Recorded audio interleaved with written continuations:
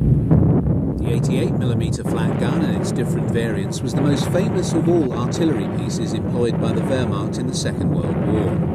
Indeed, it was, in all probability, the most famous, if not infamous, artillery piece of the entire conflict. While this reputation was certainly cultivated by very assiduous propaganda, it is nevertheless the case that it was an exceptionally versatile weapon, being employed in the anti-aircraft, anti-tank role, and as conventional artillery with equal ability. Its reputation amongst Germany's enemies was notorious. There is a famous story originally published in the US Stars and Stripes which dates from the fall of Tunisia in 1943 and shows a US intelligence officer interrogating German prisoners. He assures a GI standing near and observing the process, "Don't worry, if I find the one what invented the 88, I'll let you know." It was the mounting of this weapon in its modified and developed forms that made the Tiger I and Tiger II tanks and Nashorn tank destroyers such formidable armoured fighting vehicles. It was Goering's abiding faith in the effectiveness of the 88 in the anti-aircraft role that led him to claim that no enemy aircraft would ever penetrate the airspace of the Reich.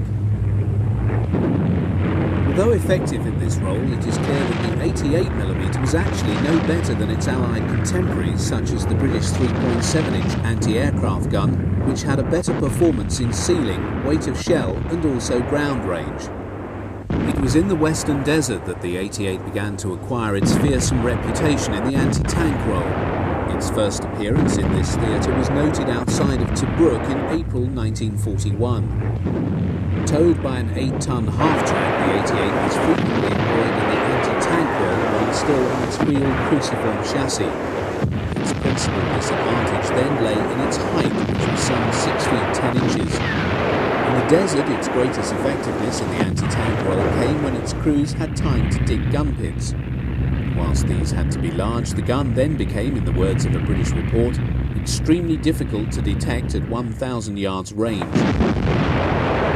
The fortuitous decision to equip the 88mm with armor-piercing ammunition and optical direct first sights dates back to the time of the Spanish Civil War, when the initial model of the 88, the FlaK 18, was tested in action for the first time. The primary armor-piercing shell contained a small charge to explode after penetration.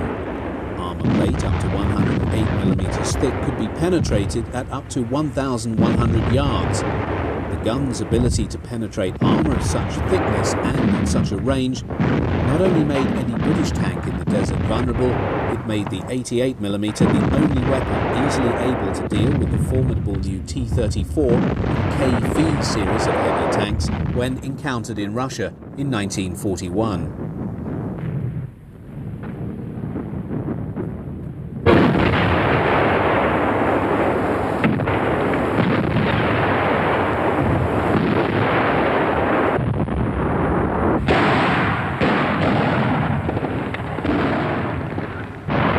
The 88 was also frequently employed in the conventional artillery role.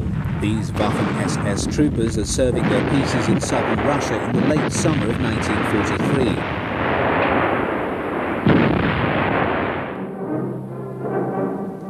Albert Speer, Hitler's industrial minister, was later to claim that the sheer quantity of resources retained in Germany to defend it from the US and British bomber offensive constituted the Second Front a long time before the Allied landings in France. Indeed, by the autumn 1943, the need to protect the cities of Germany had seen an extremely large concentration of anti-aircraft weapons, which could have been better employed on the battlefields in Russia and elsewhere. By October 1943, no fewer than 23 heavy batteries, amounting to some 130 88mm guns, were ringing the city of Schweinfurt. By war's end, no fewer than 30 anti-aircraft divisions were protecting Germany.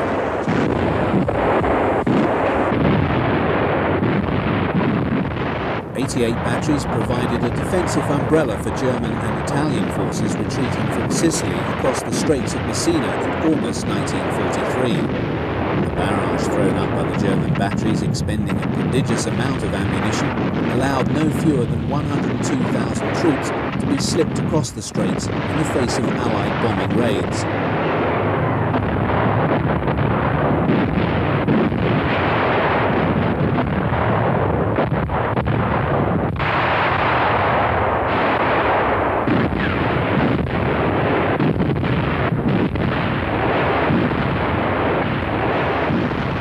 Allies encountered the 88 throughout the Italian campaign.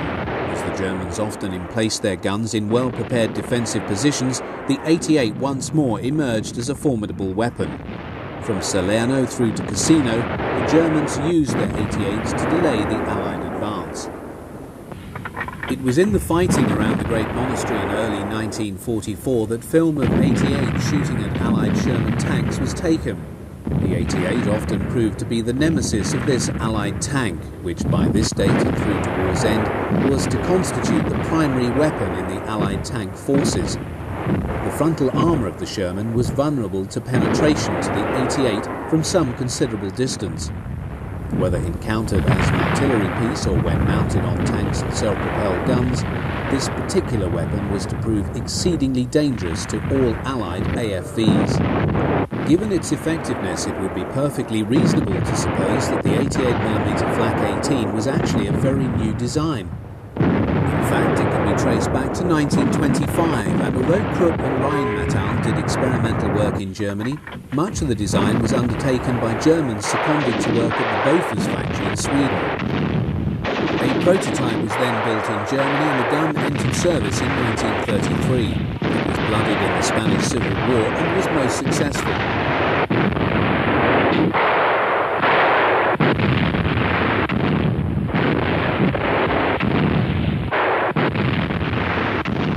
In this sequence, 88mm FlaK 36 provide air cover to German ground forces in western Russia in 1944. By that period, the Soviets had local air superiority wherever the Red Air Force chose to fly, so the provision of large numbers of FlaK weapons of different calibers became essential for the Germans. The ground forces here are under attack by Ilyushin II Sturmovix.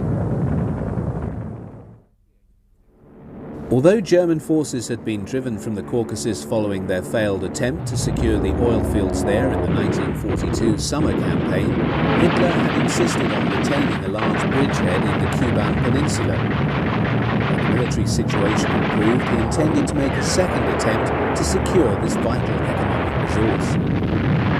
Until that time, the Kuban bridgehead, known as the Gotenkopf or Goat's Head position, had to be constantly resupplied across the Kerch Straits.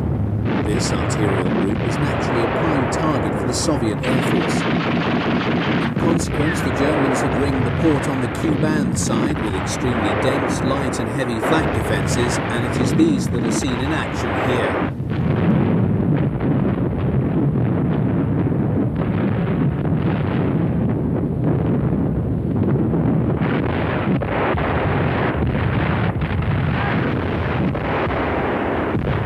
On this occasion, IL-2 Sturmovix are engaged in medium and low-level strikes on the port facilities. 20mm and 88mm FlaK guns provide a heavy barrage which takes its toll on a number of the Soviet aircraft.